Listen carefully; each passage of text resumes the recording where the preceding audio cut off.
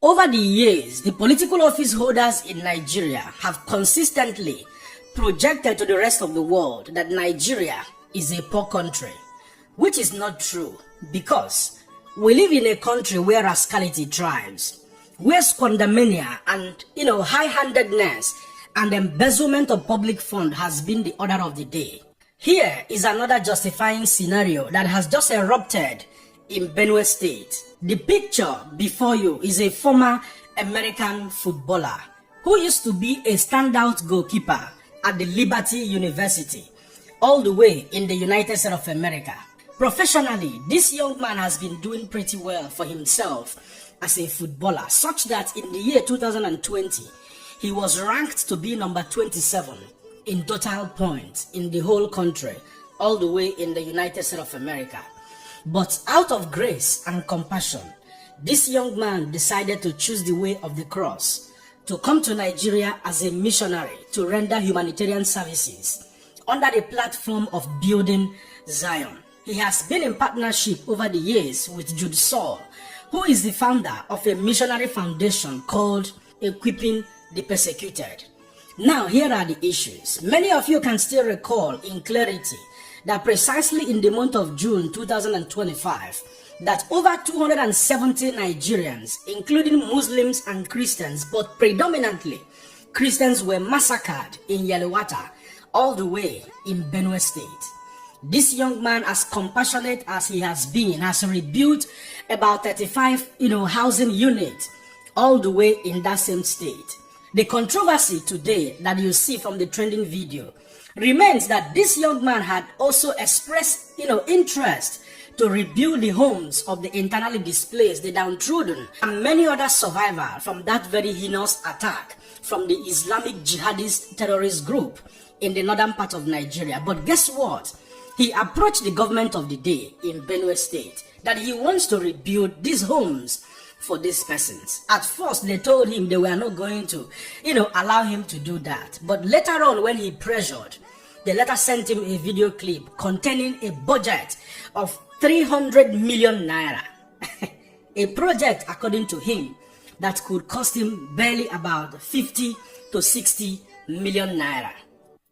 Before you watch the video, don't forget that we live in a country where rascality thrives, where criminality is the order of the political structures that we celebrate today in Nigeria.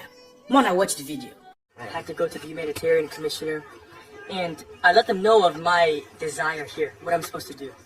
And I was directed that I'm not allowed to build the market. They said that the government has plans to build the market. And they said, we'll send you the plan tomorrow, maybe 2 days. And I waited over 2 weeks, no response. And I'm pressuring, I'm asking, so what is happening? When are we going to build the market? You said you would send me the plan, I have no plan. And they sent me a video of a 300 million plan for a market in Yelewata. While they told me I can't build, I would spend maybe 50 or 60 million to rebuild everything. And they would consider a 300 million market here in Yelewata. I said, what market in any village or town is there that is worth 300 million in Nigeria? Not one. Zero. Even in cities, which city has 300 million market? Very few. And I said I would not partake in this. Because my personal opinion is that people are using funds that are meant for the persecuted, the afflicted. Christian or Muslim, it doesn't even matter. People are suffering in Nigeria. And funds are supposed to be reaching those people to help them, to rebuild, to give food, to give aid, to do all these things. And the money that's meant for them is not making it to them.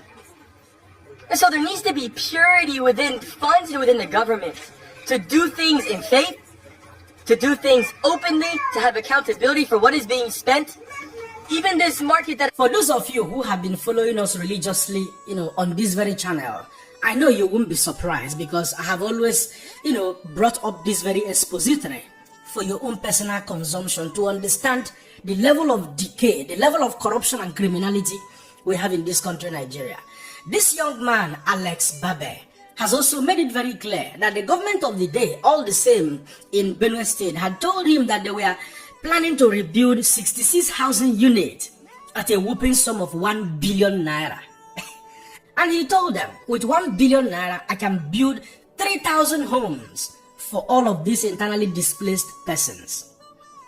Alex Barbir, I know deep down in your heart, you will be weeping, but I want you to be consoled by the grace which God himself has put in your heart to come down to Nigeria to help the less privileged, to help the internally displaced. You will continue to realize more because you are already aware that we live in a heavily corrupt environment, Nigeria. Politicians, imagine this is an independent, NGO that wants to rebuild homes, and a whooping sum of 300 million naira was given to him. Imagine if this budget was made by government. Probably it will run into 300 billion naira, the same way they want to use 1 billion naira to rebuild 66 housing units. And you know the most heartbreaking part of the story? The said governor of this state is a Reverend Father Hyacinth, under his watch. Scams and fraud were committed all the way in Minnesota, in the United States of America. And the governor has made it categorically clear that he is never going to run for a second term because he failed categorically as a leader to be a watchdog through other organs of the government to ensure that fraud and corruption and criminality does not prevail. But in Nigeria, non-criminals are being appointed as ministers, senators, Senate president, commissioners, special advisors, governors, local government chairman, House of Rep members, and the gullible youth, who many a times I wonder if they have a future, turns out to celebrate this same criminality and uphold them to a very high esteem as men that have the wit, that have the capacity to win an election. May God deliver you from insanity and restructure your brain, that through his grace that was made available through the death of Christ Jesus, you will come back to your senses to understand that God has given us everything we desire to be happy in this material world. Life no suppose hard. Now politicians make life hard for Nigeria. I tell you, I will be the last man standing to support the criminality of a political party, APC-led administration. I may not be able to celebrate many of the Nigerian politicians because when you x-ray their antecedent, you will weep. And if you are an upright man that believes in rule of law and due process, you will never see any reason to celebrate any of these persons. All we are asking for is transparency, using public funds for the public good of the people. And that is why we are clamoring for a new Nigeria. That is why we are yearning for a man that will come and reset the status quo, that will change the status quo of corruption and criminality in Nigeria, that subsequent political office holders will stand on the same foundation of purity to rebuild Nigeria, so that it will no longer be business as usual for our president and our governors and our ministers to begin to tell the rest of the world that we are a poor country. We are not poor. Criminality is what has crippled this nation. Well, we will not stop. We will continue to expose all of this criminality and corruption to the rest of the world and to the Nigerians who have hardened their heart because they are part of the common, they are part of the beneficiaries of the criminal political structures and political leadership we have in Nigeria.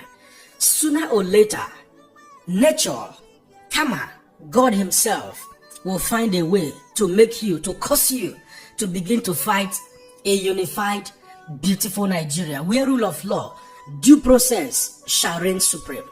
At this point, I will allow you guys to be the judge. Don't forget to let me know what you think in the comment section.